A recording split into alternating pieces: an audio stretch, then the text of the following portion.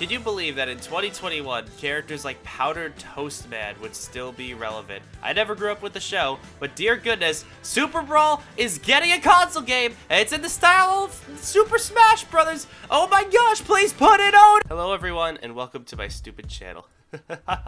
So yes, Super Brawl, a game series that I grew up playing ever since 2009, I think, has finally gotten its first ever console game. Now, the history of this game series is definitely interesting, so we're going to actually be making a whole series of videos talking about it. And we're going to start with the first game, Super Brawl. Not Jingle Brawl, because meh, but Super Brawl, because it has one extra character I can't play as, because obviously I am very smart. Now, for those who are uninitiated into the style of Super Brawl, I'm going to give you the basic rundown on how you play the game. You can walk backwards, walk forwards, jump, crouch, but crouch isn't really crouch because you just have a block. That's your whole movement. There isn't a whole lot, but yeah. You only have a few certain moves you can use. First up, a basic 3-hit combo. You can do this move for infinity, but it doesn't equate to an actual combo. So that means 3 punches means you don't get 3 hits. They can still block just in the middle of it. It's all reaction time and stuff like that. You also have a kick. There is no combo with this, it's just a basic kick. It usually has better range. For some characters it does, for some it doesn't. Finally, you have an air kick type of move, and then on top of that, every character also has at least one special move. This one's Otis's. Yeah, I don't have any words. And finally, let's talk about the roster. Ugh. The roster of Super Brawl 1 will always be legendary to me because, you know, it's the roster that started it all, but at the same time, there's just so many better picks, and it still really hurts me. So let's talk about the characters that I actually like in this game. Egg, Danny Phantom, both make sense, both great characters, and I still think that Egg will be in the main roster of Nickelodeon All-Star Brawl. He has to be in the roster, right? I mean, Avatar has been such a big name for Nickelodeon, but as for the other reps, SpongeBob's here, but it's not really SpongeBob. We later call this character Classic SpongeBob. Basically, this SpongeBob, this SpongeBob isn't really a version of SpongeBob you want to be playing as. He's basically just a Ryu ripoff. He even has the Hadouken. Fanboy from Fanboy and Chum is also here, but unbelievably, he's actually not that bad of a character. Otis, believe it or not, is the most brutal character in the entire series. His moves have so much force behind him, but that has to be because he's a cow. I mean, I can't imagine any other reason. And then we have a whopping 1, 2, 3 characters from the Penguins of Madagascar.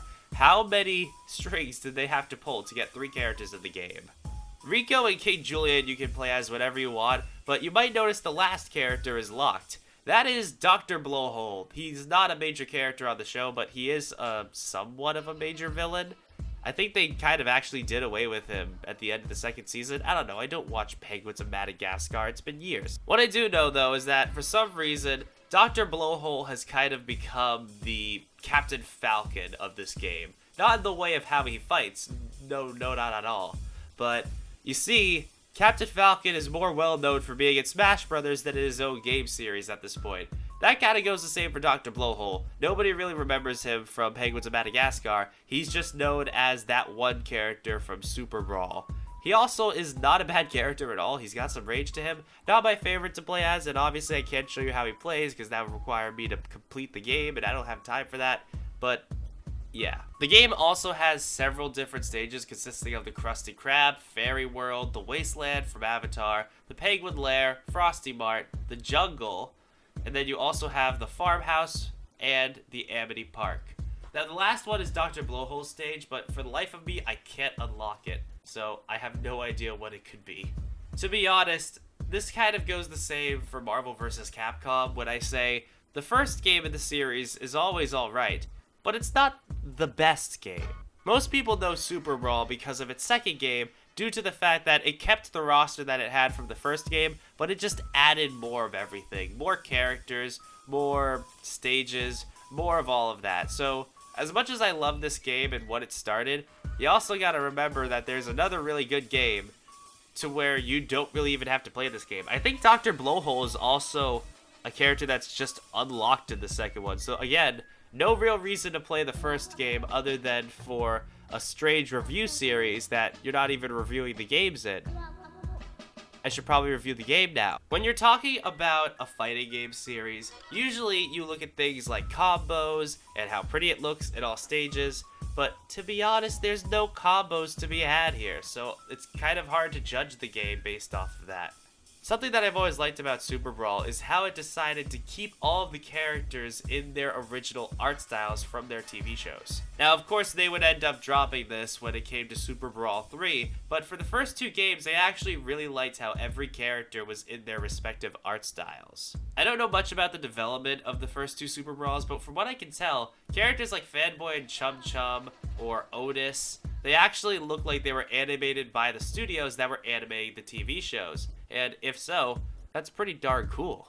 I'll always give the first Super Brawl credit for being the first game in the series, and starting the ball that would later become the Super Brawl games that would transform into Super Brawl World, and then you'd have, of course, the mobile game, and now we have Nickelodeon All-Star Brawl being the newest and biggest version of the Super Brawl games. This is going to be the shortest review out of all of them, mostly because of the fact that there's just so little in this game. It's just a fun browser game originally. Now it's just become so big, and now the internet is making memes about it, and I can't help but feel that they should know where this came from, no matter how bad it really was.